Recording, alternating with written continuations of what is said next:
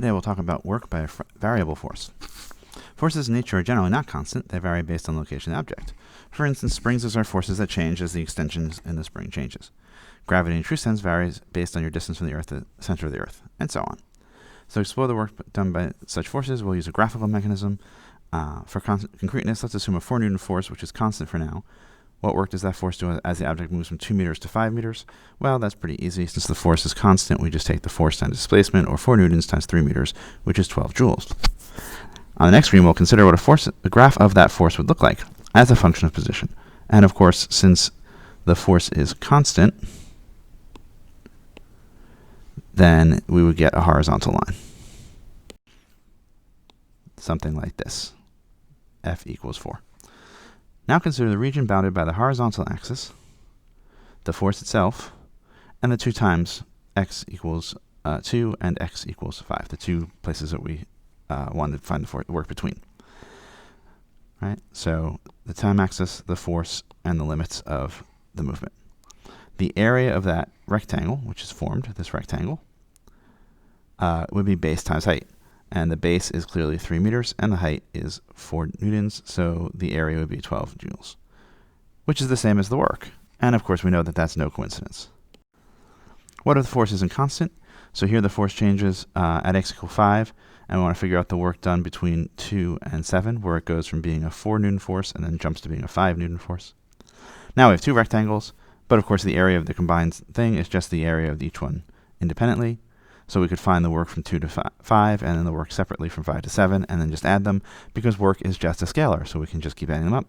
And the total work would be just the area. And that's going to be a thing that we keep coming back to. It gets a little bit more complicated, but only a little bit more, if the force is not made of constant portions. Consider a force like this, where it is basically parabolic. Let's compute the work between x equals 2 and x equals 8. That's not a simple area. You probably didn't learn that area in your geometry class, and that's fine.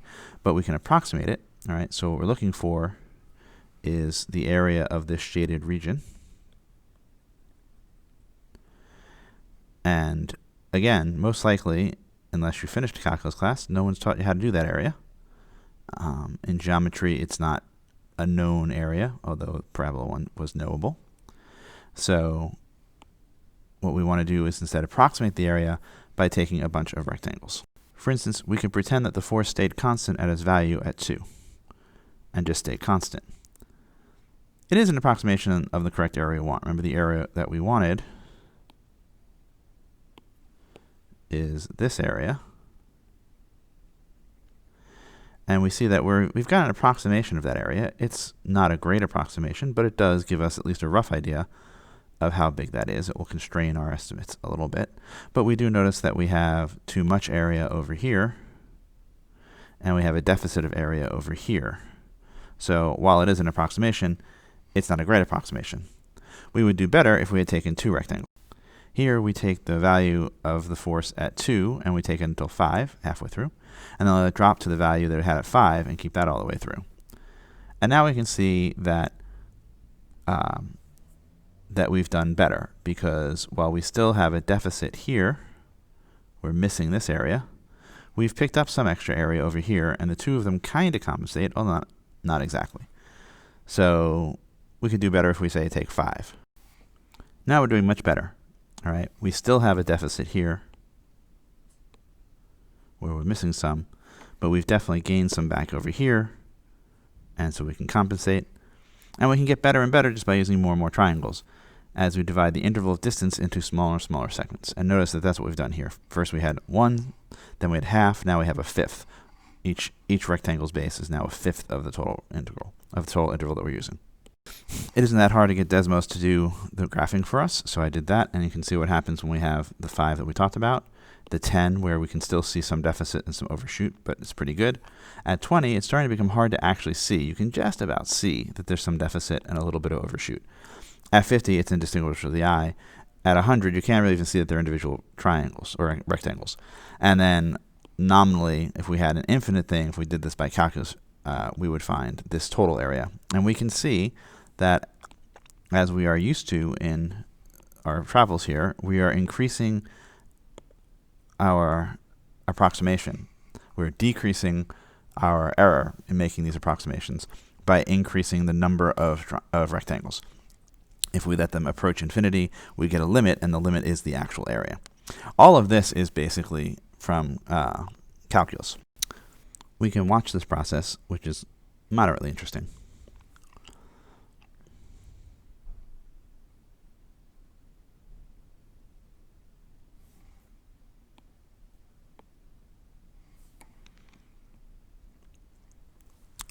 All right, we can see our approach. This only goes to 20, but you can see how it's getting better and better. This whole thing is something called integral calculus.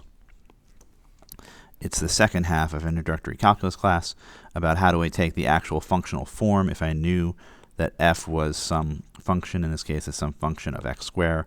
Can I compute the area just from the algebraic form? And the answer is yes, and they teach you how to do that. We're not that interested in that. At the end of the year, we'll come back and talk about that when people have all taken a calc class. But right now, what we're mostly interested in is the area interpretation, the graphical interpretation on a piece of paper. Now, if the force is negative, the graph would lie below the horizontal axis. In that case, the quote-unquote area would come out negative, since the height is negative. But that's actually fine. The work done by a force which is negative as we move in the positive direction should be negative, since the force is acting opposite to the movement. So it leads to the curious idea that the area could even be 0 if it turns out that the forward force was eventually counteracted by some backwards force. All right. This trick is what we call integral calculus, as I mentioned. But you're not expected to do a lot of analytic calculus, but you are expected to be able to estimate the area by eye or by literally counting the boxes on a grid. An important subcase of this is the case of a spring with spring constant K. If the stretch is X, then the force needed to hold the end in place is F. So we have Hooke's law, F equals Kx. In stretching the spring from its equilibrium position to some length x, we do a work equal to the area trapped, which in this special case happens to be a triangle, in fact a right triangle. So we compute the area exactly. We can take a half times the base times the height. The base is, so it's a half and the base is x, but the thing to remember is that of course if this is x, then this height is kx.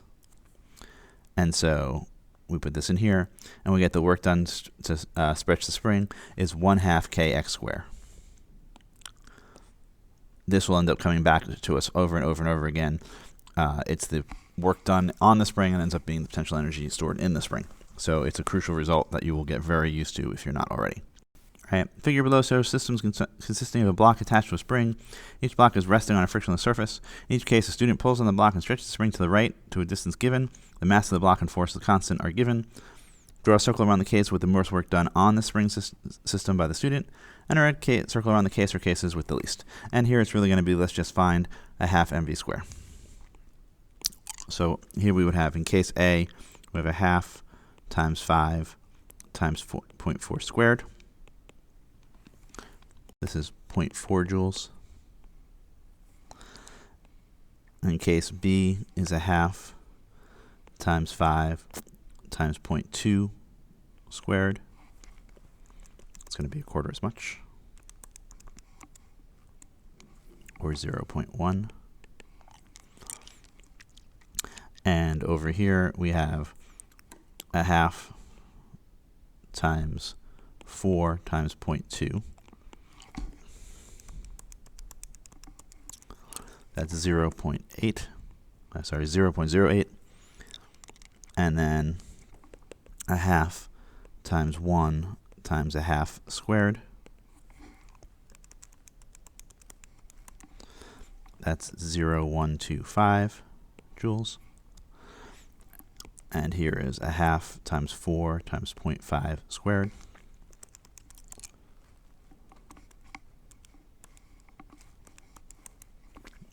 Or 0.5 joules. And then finally a 1/2 times 1 times 0.5 squared.